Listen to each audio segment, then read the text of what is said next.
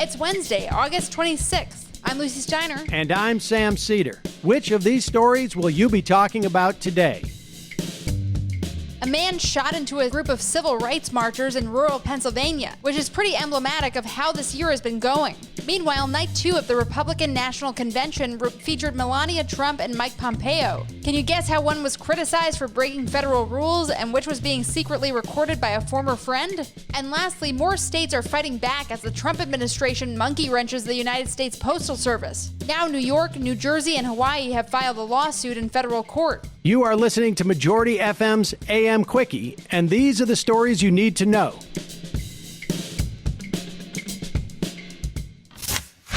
An old white man shot into a mixed-race crowd of some 50 civil rights marchers in rural Pennsylvania on Monday night, though the incident wasn't reported by local media until yesterday. Police did not release the shooter's name, but said in a press release that 2 men were being questioned at state police barracks in small-town Bedford. Marchers are on a pilgrimage from Milwaukee, Wisconsin to Washington, D.C., a journey of nearly 800 miles on foot. Before the shooting, the marchers had taken a break and were preparing to climb a hill. Witness Tori Lowe said marchers caught sight of a man looking out a door, but had no time to react before he began shooting at them from behind. Lowe said in a Facebook live stream that the man fired at least 7 shots from a long gun. Quote, "He just came out shooting. There was nothing we could do," unquote, Lowe said. One marcher was hit in the face. He was reportedly in stable condition yesterday at a nearby hospital. Police said an argument preceded the shooting, but witnesses disputed that account. According to Lowe, quote, "It was no argument. The video is proof," unquote. The marchers set out for Milwaukee on August 4th. At least 2 were arrested on charges of blocking traffic earlier along the route in Indiana. They hope to arrive at the Lincoln Monument in D.C. by Friday, which marks the 57th anniversary of Martin Luther King Jr.'s I Have a Dream speech. How little has changed.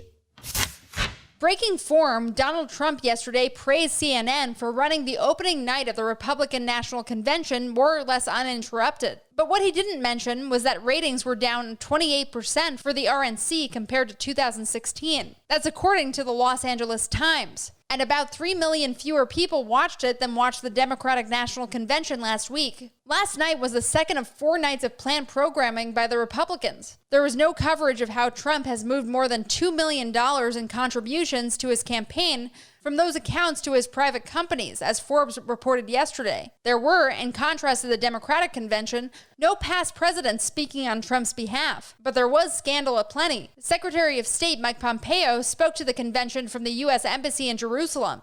Career diplomats were appalled by the decision, according to CBS News. The Foreign Service has strict guidelines about political activity, which Pompeo ignored. But we couldn't put it better than Democratic Congresswoman Ilhan Omar, who said, quote, "If there's one thing this administration has shown us, it's a willingness to break the law in broad daylight." Mike Pompeo's participation in the RNC as Secretary of State, from foreign soil no less, isn't just inappropriate, it's illegal, unquote. Trump's wife Melania also spoke from the recently renovated White House Rose Garden. But what's more interesting is that Melania is reportedly on tape dissing various Trump world figures. The tapes were surreptitiously recorded by her former friend and advisor Stephanie Winston Wolkoff, who has a book coming out soon. Titled Melania and Me, it's billed as a tell-all. We'll let you know the dirt as soon as it's available.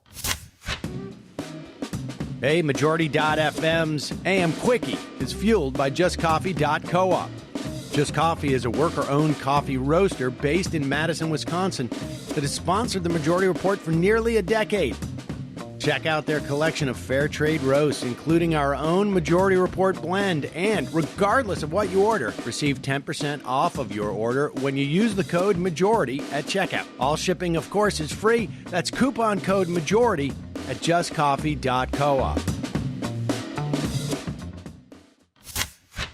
New York State Attorney General Letitia James, joined by the states of New Jersey and Hawaii and the cities of New York and San Francisco, are suing Donald Trump and his crony, Postmaster General Louis DeJoy, over their sabotage of the Postal Service operations leading up to the November election. It's the 3rd lawsuit over DeJoy's disruptions of postal operations. Pennsylvania and Washington State led 2 multi-state lawsuits that were filed last week. All 3 lawsuits alleged DeJoy made the changes without getting them cleared by the postal regulator or seeking public comment as required by Congress, Bloomberg News reported. In addition to Trump and DeJoy, The new lawsuit, led by New York Attorney General James, also names the Postal Service itself as a defendant. In a statement yesterday, James said, quote, "The USPS slowdown is nothing more than a voter suppression tactic. Yet this time, these authoritarian actions are not only jeopardizing our democracy and fundamental right to vote, but the immediate health and financial well-being of Americans across the nation," unquote. The lawsuits seek court orders to prevent further changes, in addition to undoing the changes DeJoy already made. Meanwhile, more videos emerged from around the country showing discarded mail sorting machines and postal drop boxes being removed. They're not even really trying to hide this election interference. It's also damn brazen. And now for some quicker quickies. Quicker Quickie. More than 500,000 people were told to evacuate the Gulf Coast of Texas and Louisiana ahead of Hurricane Laura, a Category 3 storm that is expected to make landfall late tonight or early tomorrow.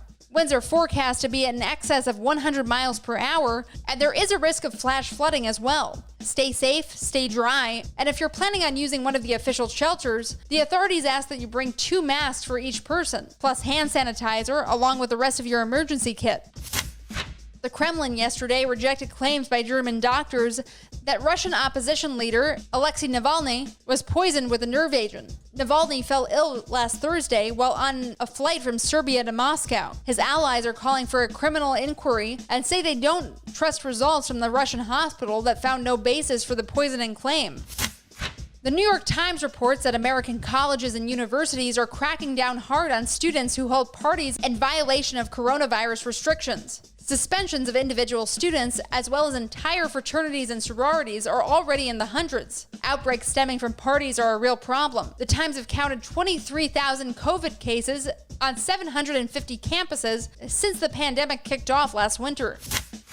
Jerry Falwell Jr. formally resigned the presidency of Liberty University yesterday amid a sex scandal. Falwell accidentally copied university leadership on an email with pictures of his wife having sex with a pool boy, reportedly an activity the right-wing Christian leadership enjoyed observing several times per year. After the pool boy confirmed the relationship, Falwell said he was resigning, then changed his mind again, and here we are. Quicker Quickie.